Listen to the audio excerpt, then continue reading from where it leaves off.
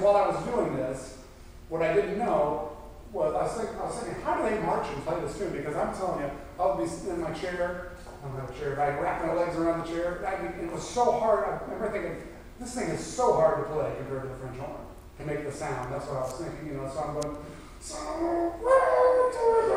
I'm sweating, my back's killing me, you know, and I'm like pulling these things off the horn, you know, and I'm like, who can do this in March? I mean, this is kind of superhuman being, you know. And what I didn't know is I had no ears and no talent, was they were probably playing, they're probably playing that key. And since I can't play those notes, I'm starting on whatever note I can start on, so I'm probably,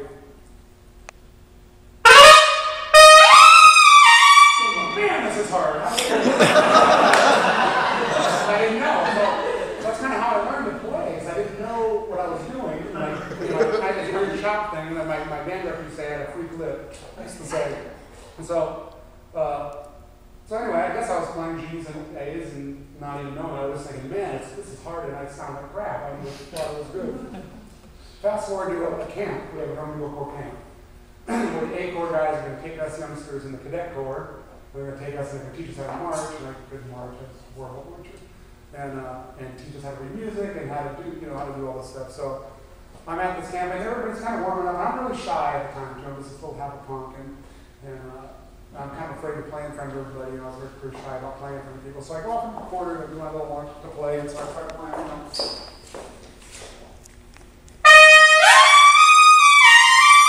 And I start playing this thing, and all of a sudden this guy, Tom Humble, comes running over. This is not a good way to warm up, by the way. In case you're thinking, well, that's a good way to warm up. Not good. So this guy, Tom Humble, comes running over and he goes, hey, Bergeron, do that again. I'm like, oh, now he's just making fun of me. Because this guy was poking at people, you know, giving them grief. So I do it again, and he goes, hey, Joe, come here, check this kid out. And in a couple of minutes, I had all like 6 or 7 first sopranos around me. And for the first time in my life, I realized, hey, wait a minute. I think I can do something these guys can't do. I can do something Tom Humble can't do.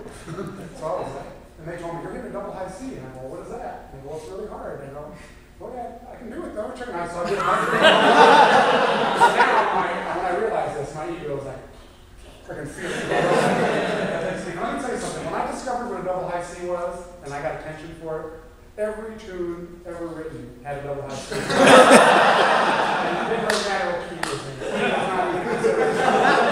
It's all about having a double high C. My band director, you know, it's good, remember that's like A flat minor.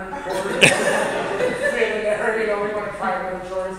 Well, I just go for the highest one I could get, so it would be that. So anyway, that's kind of how I got started, you know, playing. And my band director, Ron Savick, was a very good trumpet player. Took me under his wing, and I studied with him through high school. And you know, he taught me how to read music, and taught me how to get sound, low register, and different things about playing the trumpet. Now, at this time, I discovered Maynard Ferguson and Bill Chase. And when I heard Maynard Ferguson and Bill Chase, my life was, I was like, this is what I want to do. And I wouldn't listen to anything else. It was Maynard Ferguson, I wouldn't listen to Miles Davis or Clifford Brown or Freddie Hubbard. I didn't want to hear about Lee Morgan or Maurice Andre. These were the only guys who could play the trumpet as well as I was concerned. Music I loved, and I was enamored with high notes. But at my lessons, my teacher would, this is my time in 10th grade or so, and I got to read music pretty well by then, and I kind of gotten to where I could play the trumpet fairly well.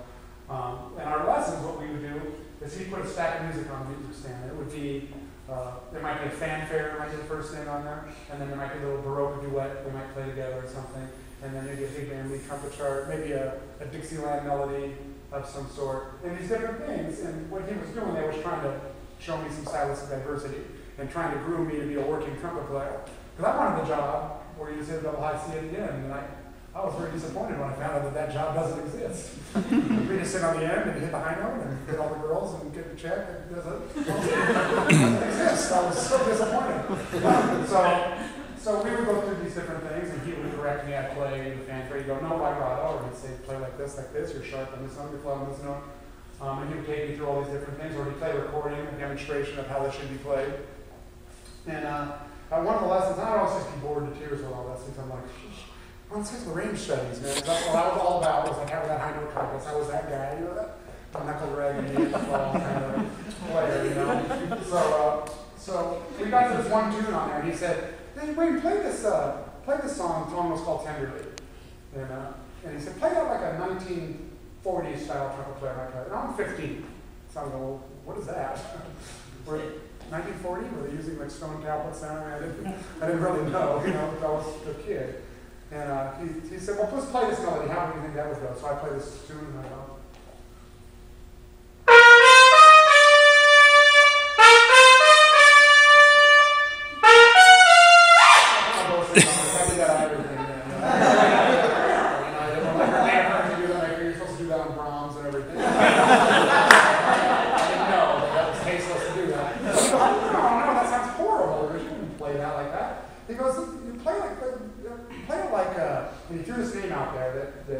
some people know. He said, play like Harry James. Anybody who knows what Harry James is? Okay, a lot. The people that don't know, Harry James was this virtuosic trumpet player that lived the life, man. You got to remember, those band leaders in the 40s and 50s were rock stars. Woody Herman and Harry James and all these people, Count Basie, Artie Shaw, they were the rock stars of their day, that kind of music. So Harry lived the life. Married a movie star, got very wealthy, died very poor, typical wife of a star, And I made the mistake of saying, Harry James, that's the crap my mother listens to.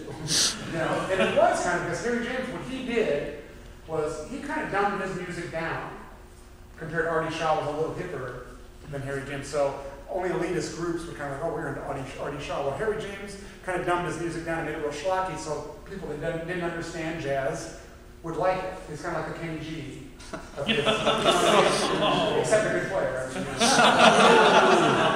So Harry could play. He was play the trumpet, So when he played very schmaltzy and he did a lot of schlocky stuff, And I made the mistake of saying to my teacher, who I said, well, Harry James, the crap my mother listens to, he doesn't have any chops. And my teacher goes, he doesn't have any chops. He pulled out the belt and he goes, listen to this. And he plays me this tune, and it's all this technical fast stuff. I'm like, boring, I'm just bored. I'm waiting for him to hit something, over high C. He's playing all this stuff, and he goes, just wait. So we get to the end of this thing, and Harry plays this big, beautiful cadenza, whatever he plays. And he goes up and hits the most beautiful high A I've ever heard. Like, yeah! Vibrato and everything, I'm like, cool, Harry James is in my club now. I built this, Harry James and Maynard. And so that's how my teacher got through to me to listen to other trumpet players. Was he goes, well, I know what I'll do is I'll find him trumpet players playing something high. So he find a Freddie Hubbard solo. Not Freddie Hubbard, we could play the most beautiful, silky, sexy flugelhorn you ever heard. He doesn't play me that. He finds one of Freddie's solos where he's going, all that stuff. Freddie's in. It took a long time to get Chet Baker in the club. My whole thing there too, But eventually, he played me the Hot Canary with Maurice Andre playing, so I could do some classical players.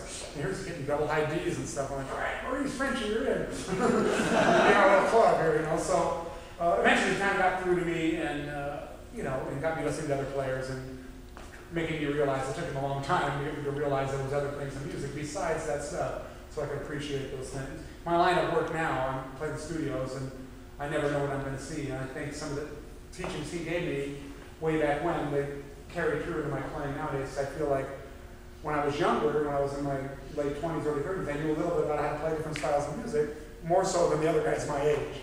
They might have been technically better, or I felt like I had a little more stylistic prowess than they did because of the things he showed me. There's a lot of things that I'll get into in a minute here that he didn't show me, so I developed a lot of bad habits. He never really taught me how to play the trumpet correctly.